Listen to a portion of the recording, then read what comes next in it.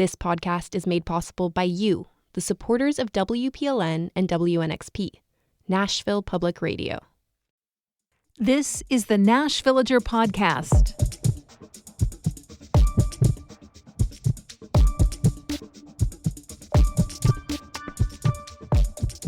It's October 11th, 2024.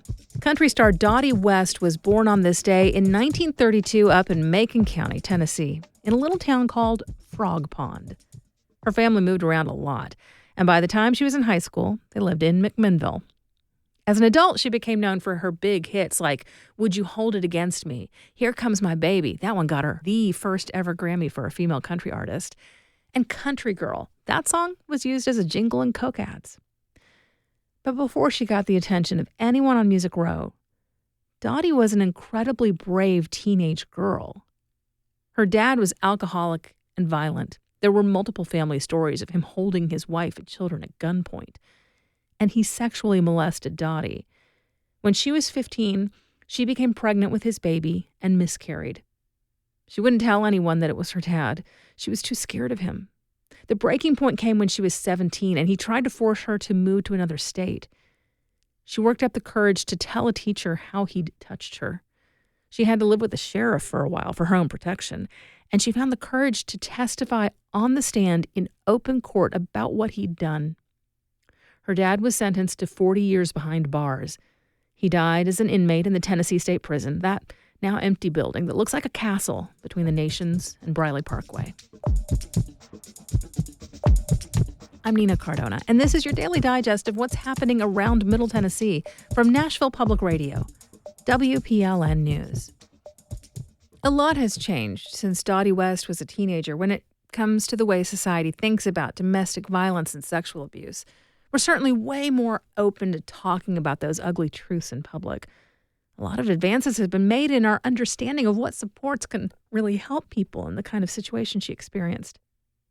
I'd like to think we have more and better options for protecting a brave girl from her father than depositing her in the home of a law enforcement officer. And theoretically, anyway, there's far more energy for taking actions that could step in and head things off by dealing with folks who are in as dark a place as her dad was. But just because we know better doesn't mean we always do better. WPLN criminal justice reporter Paige Flaker has done a lot of reporting on the ways Tennessee's justice system lets down domestic violence victims.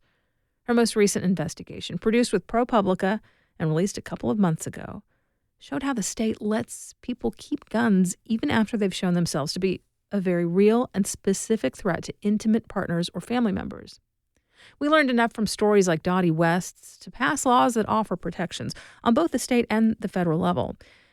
But the oversight is weak. The laws aren't enforced, and people slip through the cracks with sometimes deadly results. And in recent weeks, we've been learning about ways that sexual assault victims in Rutherford County have been left high and dry. Basically, the hospital in Murfreesboro seemingly just stopped doing rape kit exams sometime around the start of the year. Hospital administrators blame staffing issues and say they figured out a way to restructure so the problem doesn't persist. Hopefully that works. And that, on top of the perpetual backlog in processing rape kits in the state's crime labs. Now, the state did finally invest some money in hiring more folks to do that work, and things are improving. But there's still a ways to go before the turnaround time on those tests is acceptable.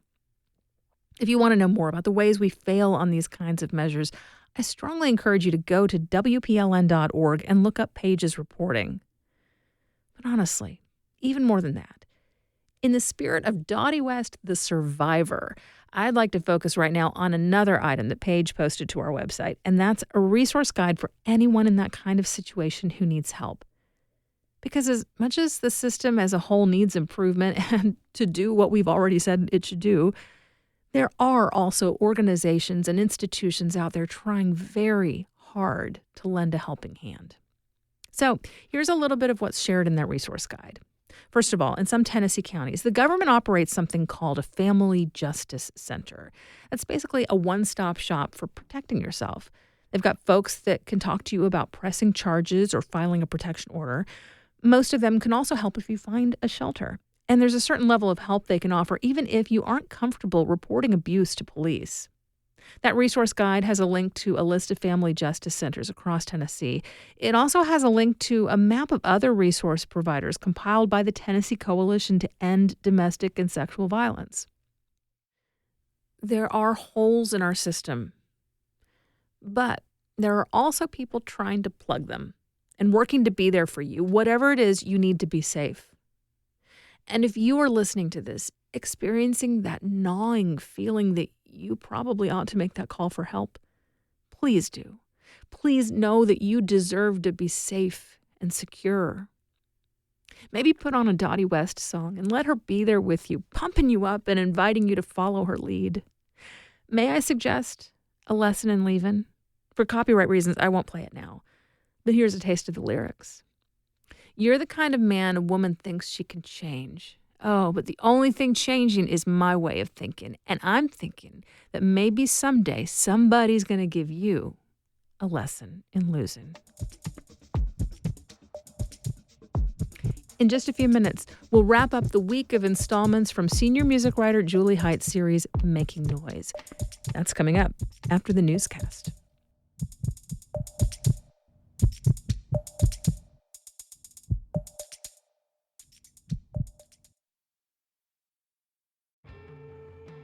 Thematic Static on WNXP is the mixtape we make together, a themed set loosely organized by you, the listener, handpicking songs according to a theme. Airing first Thursdays at 9 a.m. and again Saturdays at 9 a.m., Thematic Static plucks your requests from the socials at WNXP Nashville and by voice memo at 615-320-9100. Thematic Static, the mixtape we make together, supported by United Record Pressing, only on WNXP. Here's the latest from WPLN News. Tennessee Governor Bill Lee is pushing back against complaints that he waited longer than his peers in neighboring states to ask for federal disaster relief aid. The Tennessean reports Florida, Georgia, Alabama, and both the Carolinas declared emergencies before Hurricane Helene made landfall. Governor Lee did not do the same for Tennessee until evacuations and airlift rescues were underway. Responding to questions about the timing, Lee said, quote, "You can't declare emergencies before they've actually happened." However, state law does allow for disaster declarations when officials have determined there is an imminent threat. State declarations set into motion the process for approving federal emergency funds and assistance. It's required for states to have some estimate of the extent of damage when they start the ball rolling. A spokesperson for Lee says the level of flooding and destruction that took place in East Tennessee went beyond what anyone anticipated. Trousdale Turner Correctional Facility, where 3 staff members were attacked and injured by a prisoner earlier this week, is run by the private prison company Core Civic. The company operates 4 prisons in Tennessee, and the state pays them over $200 million a year. But the government can withhold some of that money if Core Civic violates Tennessee standards. And in a state Senate committee hearing on Wednesday, Department of Correction Inspector General Kim Golden said the state has clawed back a significant amount of its payments to Core Civic over the last few years. Dating back to 2022, we have assessed a total of, this includes some pending amounts, $29,597,146.08.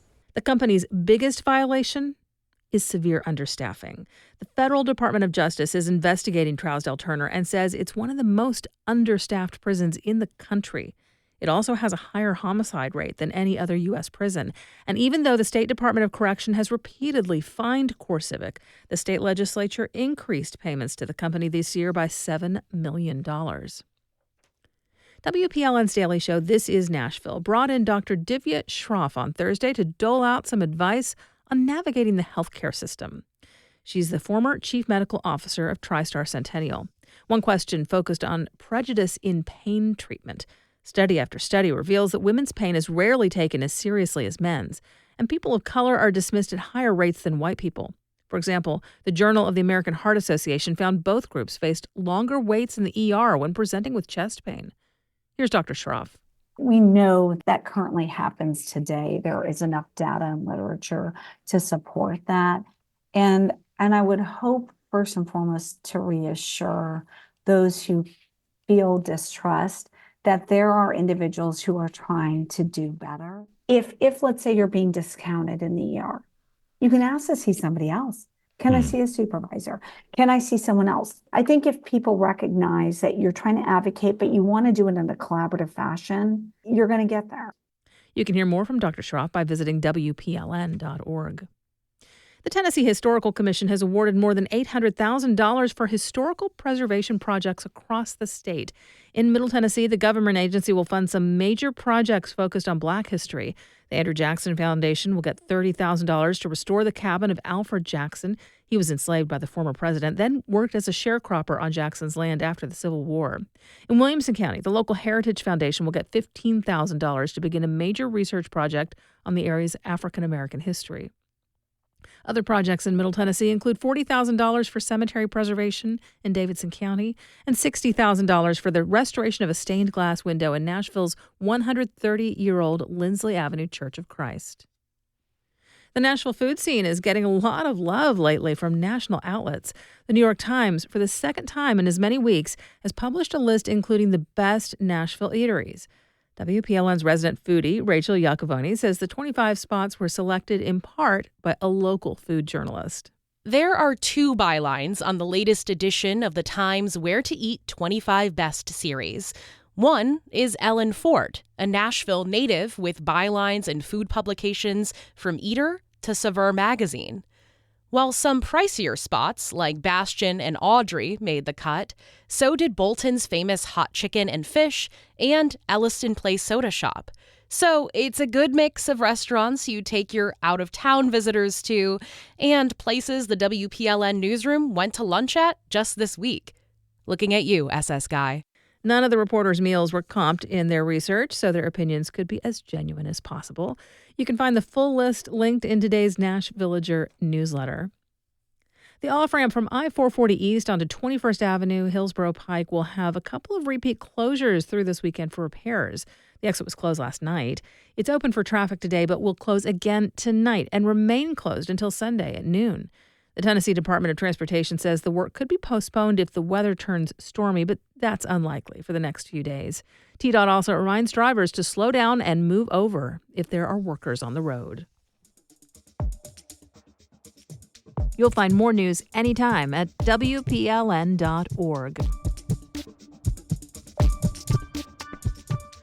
For decades, Nashville's Black performers of hip-hop, soul, and R&B have had to question whether the Music City nickname offers much for them. Our long-form series, Making Noise, details how the music promotion company Love Noise has made a difference. One of their bellwether moments was a concert in 2019, The Underflow, that gave many homegrown talents their first taste of a major sellout crowd. In this excerpt, senior music writer Julie Height hears what that meant for artists A.B. Eastwood and Jemiah. It was their first experience being treated as professionals whose music belonged in a 2,000-capacity venue. It was a 6-figure stage production, and like none of us have ever touched. None of us have ever been on, ever seen anything like it. We've gotten away with doing a lot of things not preparing, which is, of course, you do as a young artist, but this was like, no. There's a lot of money, a lot of effort and time put into this, like we can't slouch. But it also showed that this man in this big company with his connections trusted me to execute. I was up there with a broken laptop. I don't even think I had a board at this time. Lord, I was winging it. I knew we were magic before this, but abracadabra don't work when it's meaningless. Shadow was really important. Shit you tell me, if not rapping and keeping us healthy. God is my plug. What is this you trying to sell me? Eyeball it, no scale me, ayy. But for me, this was the biggest thing ever. It was the first time I think we all felt like this could be our career.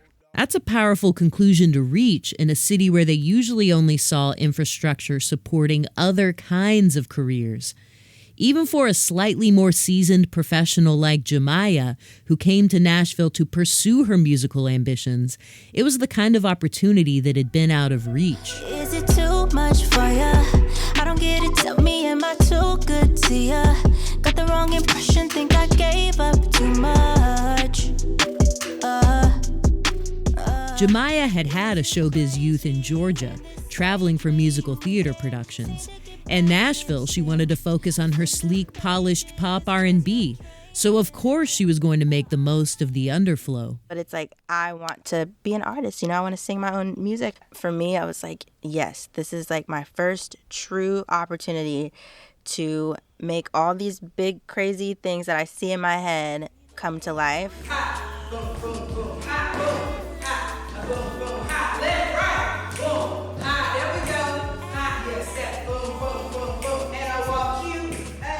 I tell her that I've watched the behind-the-scenes clips she posted on YouTube. There's rehearsal tape, there's choreographer working with you and two backup dancers. Yeah, I take performance extremely serious. How did you prepare? I was like, this is a legit show. I'm not getting up here and doing anything that's amateur. Yeah, it was weeks of preparation for sure, multiple rehearsals, because I was dusty on my dance moves, so I needed to make sure I was looking right. Really wanna just start over. Can we be friends again? Cycle won't end. Got me running round in circles. Now I'm dizzy spinning in the same old mess. It was like a little life marker, the dressing room they gave me. I just felt like this is it. Like, I'm respected, I'm noticed, I'm heard, I'm seen, I'm valued. I knew it wasn't the end, but I was thankful for that beginning. You, even though I know I should. That's the last in our 4-part series of excerpts from the podcast Making Noise. You can find the full series online at WPLN.org/Making Noise and in the podcast feed for our music discovery station, WNXP. Thanks for listening to the Nash Villager podcast. We take this look at Nashville news every weekday. If you like it, go ahead and subscribe on your favorite podcasting app and tell a friend or give us a mention on your socials. It really helps get the word out. And of course, everything at WPLN News is listener supported. You can become a member at WPLN.org. That's it for today. Thanks so much for listening. Let's make this day a good one, and we'll catch back up next week.